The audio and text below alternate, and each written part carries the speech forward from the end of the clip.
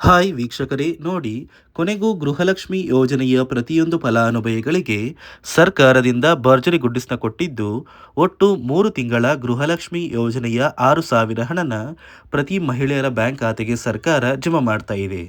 ಆದರೆ ಸಾಕಷ್ಟು ಫಲಾನುಭವಿಗಳಿಗೆ ಗೃಹಲಕ್ಷ್ಮಿ ಹಣನ ಸರ್ಕಾರ ಕ್ಯಾನ್ಸಲ್ ಮಾಡಿದೆ. ನಿಮ್ಮ ಬ್ಯಾಂಕ್ ಖಾತೆಗೂ ಕೂಡ ಕ್ಯಾನ್ಸಲ್ ಆಗುವ ಸಾಧ್ಯತೆ ಇದೆ. ಯಾಕಂದರೆ ನೀವು ಈ ಏಪ್ರಿಲ್ ತಿಂಗಳು ಮುಗಿಯುವಷ್ಟರಲ್ಲಿ ಗೃಹಲಕ್ಷ್ಮಿಗೆ ಮರು ಅರ್ಜಿನ ಹಾಕಬೇಕಾಗುತ್ತೆ. ಹಾಗಾದರೆ ಸರ್ಕಾರ ಏನಕ್ಕೆ ಈ ಥರ ಹೊಸ ರೂಲ್ಸ್ ಎಲ್ಲ ತರ್ತಾ ಇದೆ ಅಂತ ತಿಳಿಸ್ಕೊಡ್ತೀನಿ.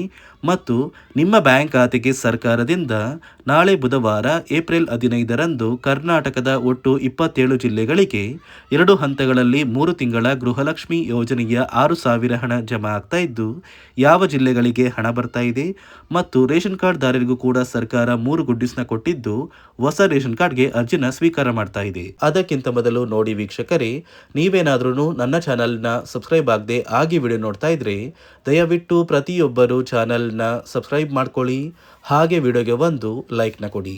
ಹೌದು ವೀಕ್ಷಕರೇ, ಸರ್ಕಾರದಿಂದ ಪ್ರತಿಯೊಂದು ಗೃಹಲಕ್ಷ್ಮಿ ಯೋಜನೆಯ ಫಲಾನುಭವಿಗಳ ಬ್ಯಾಂಕ್ ಖಾತೆಗೆ 3 ತಿಂಗಳ ಗೃಹಲಕ್ಷ್ಮಿ ಯೋಜನೆಯ 6,000 ಹಣನ ಜಮಾ ಮಾಡುವುದಾಗಿ ಭರ್ಜರಿ ಗುಡ್ಡಿಸ್ನ ಕೊಟ್ಟಿದ್ದು, ಈಗಾಗಲೇ ಫಲಾನುಭವಿಗಳಿಗೆ 27ನೇ ಕಂತು, 28ನೇ ಕಂತು ಮತ್ತು 29ನೇ ಕಂತಿನ ಹಣ ಜಮಾ ಆಗೋದಕ್ಕೆ ಶುರುವಾಗಿದೆ. ನಿಮ್ಮ ಬ್ಯಾಂಕ್ ಖಾತೆಗೂ ಕೂಡ ಸರ್ಕಾರ ಈ ಗೃಹಲಕ್ಷ್ಮಿ ಯೋಜನೆಯ 3 ತಿಂಗಳ 6,000 ಹಣನ ಏಪ್ರಿಲ್ 15 ಅಂದರೆ ಬುಧವಾರದಂದು ಕರ್ನಾಟಕದ 27 ಜಿಲ್ಲೆಗಳಿಗೆ 2 ಹಂತಗಳಲ್ಲಿ ಜಮಾ ಮಾಡ್ತಾ ಇದೆ.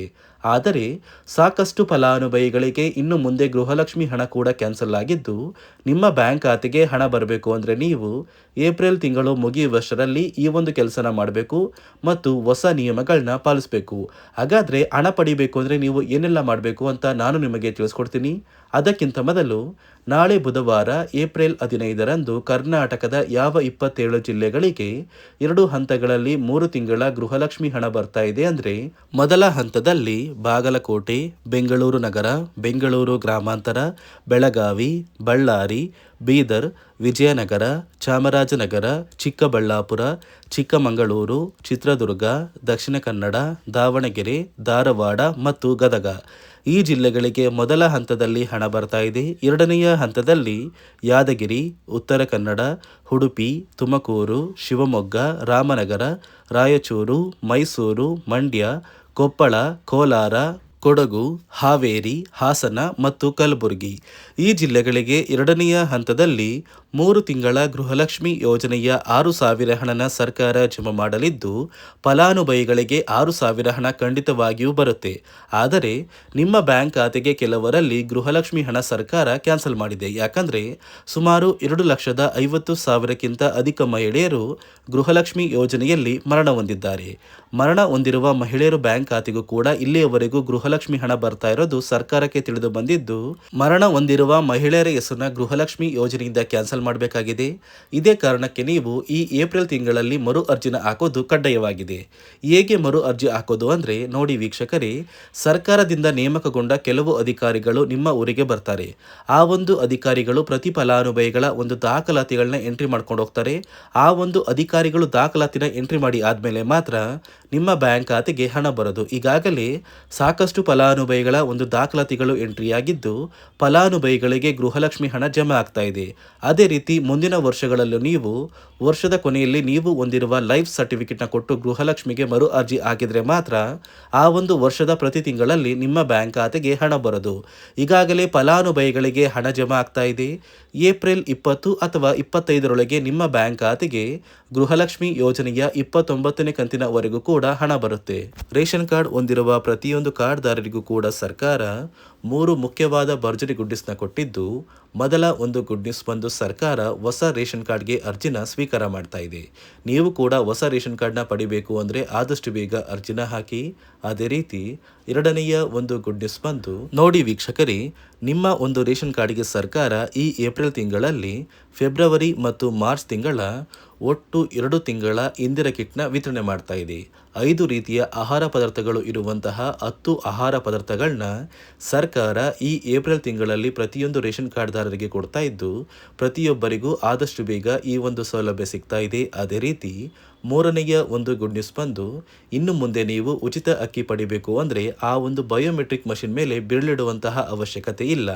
ಯಾಕಂದರೆ ಇದೀಗ ಸರ್ಕಾರ ನಿಮ್ಮ ಒಂದು ಬೆರಳು ಆ ಒಂದು ಮಷಿನಲ್ಲಿ ಎಂಟ್ರಿ ಆಗಿಲ್ಲ ಅಂದರೂ ಕೂಡ ಆ ಒಂದು ಅಧಿಕಾರಿಗಳು ಪುಸ್ತಕದಲ್ಲಿ ನಿಮ್ಮ ಒಂದು ಹೆಸರನ್ನ ಬರ್ಕೊಂಡು ನಿಮ್ಮ ಕಾರ್ಡಿಗೆ ಅಕ್ಕಿನ ಕೊಡಬೇಕು ಅಂತ ಸರ್ಕಾರ ಆದೇಶ ಕೊಟ್ಟಿದ್ದು, ಈ 3 ಗುಡ್ ನ್ಯೂಸ್ನ ಪ್ರತಿಯೊಂದು ಫಲಾನುಭವಿಗಳಿಗೆ ಸರ್ಕಾರ ಕೊಡ್ತಾ ಇದೆ. ಇದರ ಜೊತೆಗೆ ನಿಮ್ಮ ಬ್ಯಾಂಕ್ ಖಾತೆಗೆ ಗೃಹಲಕ್ಷ್ಮಿ ಯೋಜನೆಯ ಹಣ ಇನ್ನು ಮುಂದೆ ಬರಬೇಕು ಅಂದರೆ 5 ರೀತಿಯ ಹೊಸ ನಿಯಮಗಳನ್ನ ನೀವು ಪಾಲಿಸಬೇಕು ಅಂತ ಸರ್ಕಾರ ಆದೇಶ ಕೊಟ್ಟಿದೆ.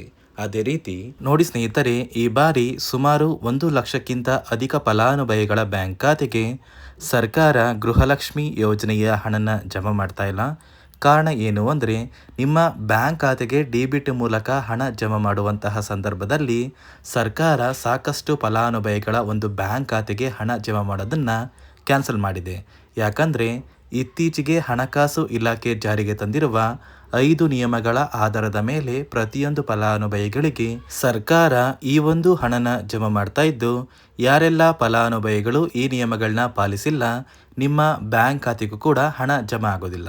ಹಾಗಾದರೆ ಬನ್ನಿ ಸ್ನೇಹಿತರೆ, ಸರ್ಕಾರ ಜಾರಿಗೆ ತಂದಿರುವ ಆ 5 ಹೊಸ ನಿಯಮಗಳು ಏನು ಅಂತ ನಾನು ನಿಮಗೆ ತಿಳಿಸ್ಕೊಡ್ತಾ ಇದ್ದೀನಿ.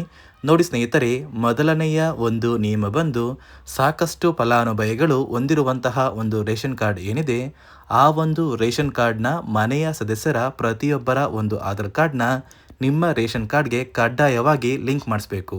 ಅಂದರೆ ಈ ಒಂದು ಲಿಂಕ್ ಮಾಡಿಸುವಂತಹ ಒಂದು ಪ್ರೊಸೀಜರ್ಗೆ ಸರ್ಕಾರ KYC ಅಂತ ಕರೀತಾರೆ. ನಿಮ್ಮ ರೇಷನ್ ಕಾರ್ಡ್ಗೆ ಇನ್ನೂ ಸಹ KYC ಆಗಿಲ್ಲ ಅಂದರೆ ನಿಮ್ಮ ಬ್ಯಾಂಕ್ ಖಾತೆಗೆ ಸರ್ಕಾರ ಮುಂದಿನ ದಿನಗಳಲ್ಲಿ ಗೃಹಲಕ್ಷ್ಮಿ ಯೋಜನೆಯ ಹಣನ ಕ್ಯಾನ್ಸಲ್ ಮಾಡುತ್ತೆ.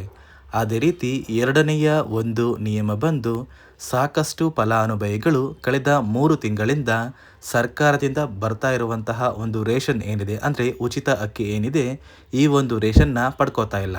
ಒಂದು ವೇಳೆ ಕಳೆದ 3 ತಿಂಗಳಿಂದ ನೀವು ರೇಷನ್ನ ಪಡ್ಕೊಂಡಿಲ್ಲ ಅಂದರೆ ಸರ್ಕಾರ ನಿಮ್ಮ ಬಳಿ ಇರುವಂತಹ ಒಂದು ರೇಷನ್ ಕಾರ್ಡ್ನ ಕ್ಯಾನ್ಸಲ್ ಮಾಡುತ್ತೆ. ನಿಮ್ಮ ರೇಷನ್ ಕಾರ್ಡ್ನ ಸರ್ಕಾರ ಕ್ಯಾನ್ಸಲ್ ಮಾಡಿದರೆ ನಿಮ್ಮ ಬ್ಯಾಂಕ್ ಖಾತೆಗೆ ಗೃಹಲಕ್ಷ್ಮಿ ಯೋಜನೆಯ ಹಣ ಇರ್ಬೋದು ಮತ್ತು ಸರ್ಕಾರದಿಂದ ಬರುವಂತಹ ಒಂದು ಸೌಲಭ್ಯಗಳನ್ನ ನೀವು ಕಳ್ಕೋಬೇಕಾಗುತ್ತೆ. ಅದೇ ರೀತಿ ಮೂರನೆಯ ಒಂದು ನಿಯಮ ಬಂದು, ನೋಡಿ ಸ್ನೇಹಿತರೆ, ನಿಮ್ಮ ಬಳಿ ಇರುವಂತಹ ಒಂದು ಆಧಾರ್ ಕಾರ್ಡ್ ಏನಿದೆ, ಆ ಒಂದು ಆಧಾರ್ ಕಾರ್ಡ್ನ ಕಳೆದ 15 ವರ್ಷಗಳಲ್ಲಿ ನೀವು ಯಾವುದೇ ರೀತಿಯ ಒಂದು ತಿದ್ದುಪಡಿನ ಮಾಡಿಸಿಲ್ಲ ಅಂದರೆ ನಿಮ್ಮ ಬ್ಯಾಂಕ್ ಖಾತೆಗೆ ಸರ್ಕಾರ ಗೃಹಲಕ್ಷ್ಮಿ ಯೋಜನೆಯ ಹಣನ ಕ್ಯಾನ್ಸಲ್ ಮಾಡುತ್ತೆ. ಯಾಕಂದರೆ ಸರ್ಕಾರದಿಂದ ಬಂದಿರುವಂತಹ ಒಂದು ಆದೇಶದ ಪ್ರಕಾರ ಪ್ರತಿಯೊಂದು ಫಲಾನುಭವಿಗಳು ಕಳೆದ 15 ವರ್ಷಗಳಲ್ಲಿ ಯಾವುದೇ ರೀತಿಯ ಒಂದು ತಿದ್ದುಪಡಿನ ನಿಮ್ಮ ಆಧಾರ್ ಕಾರ್ಡ್ಗೆ ನೀವು ಮಾಡಿಸಿಲ್ಲ ಅಂದರೆ ಕಡ್ಡಾಯವಾಗಿ ಆದಷ್ಟು ಬೇಗ ನಿಮ್ಮ ಆಧಾರ್ ಕಾರ್ಡ್ಗೆ ತಿದ್ದುಪಡಿನ ಮಾಡಿಸಿ. ಅದೇ ರೀತಿ ನಾಲ್ಕನೆಯ ಒಂದು ನಿಯಮ ಬಂದು, ನಿಮ್ಮ ಕುಟುಂಬದ ಒಂದು ವಾರ್ಷಿಕ ಆದಾಯ 7 ಲಕ್ಷಕ್ಕಿಂತ ಕಡಿಮೆ ಇರಬೇಕು. ಒಂದು ವೇಳೆ ನಿಮ್ಮ ಕುಟುಂಬದ ವಾರ್ಷಿಕ ಆದಾಯ 7 ಲಕ್ಷಕ್ಕಿಂತ ಜಾಸ್ತಿ ಇದ್ದರೆ ನಿಮ್ಮ ಬ್ಯಾಂಕ್ ಖಾತೆಗೆ ಸರ್ಕಾರ ಗೃಹಲಕ್ಷ್ಮಿ ಯೋಜನೆಯ ಹಣನ ಕ್ಯಾನ್ಸಲ್ ಮಾಡುತ್ತೆ. ಅದೇ ರೀತಿ 5ನೆಯ ಒಂದು ನಿಯಮ ಬಂದು, ನಿಮ್ಮ ಕುಟುಂಬದ ಸದಸ್ಯರು ಅಥವಾ ಗೃಹಲಕ್ಷ್ಮಿ ಯೋಜನೆಯ ಫಲಾನುಭವಿಗಳು ಯಾರು ಕೂಡ ಸರ್ಕಾರಿ ನೌಕರರಾಗಿ ಕಾರ್ಯನಿರ್ವಹಿಸ್ತಾ ಇರಬಾರ್ದು. ಒಂದು ವೇಳೆ ನಿಮ್ಮ ಕುಟುಂಬದಲ್ಲಿ ಯಾರೇ ಆಗಿದ್ರೂ ಸರ್ಕಾರಿ ನೌಕರರಾಗಿ ಕಾರ್ಯನಿರ್ವಹಿಸ್ತಾ ಇದ್ದರೆ ನಿಮ್ಮ ಬ್ಯಾಂಕ್ ಖಾತೆಗೆ ಗೃಹಲಕ್ಷ್ಮಿ ಯೋಜನೆಯ ಹಣ ಕ್ಯಾನ್ಸಲ್ ಆಗುತ್ತೆ. ಈ 5 ನಿಯಮಗಳ ಆಧಾರದ ಮೇಲೆ ಪ್ರತಿಯೊಂದು ಫಲಾನುಭವಿಗಳಿಗೆ ಸರ್ಕಾರ ಹಣ ಜಮಾ ಮಾಡ್ತಾ ಇದೆ.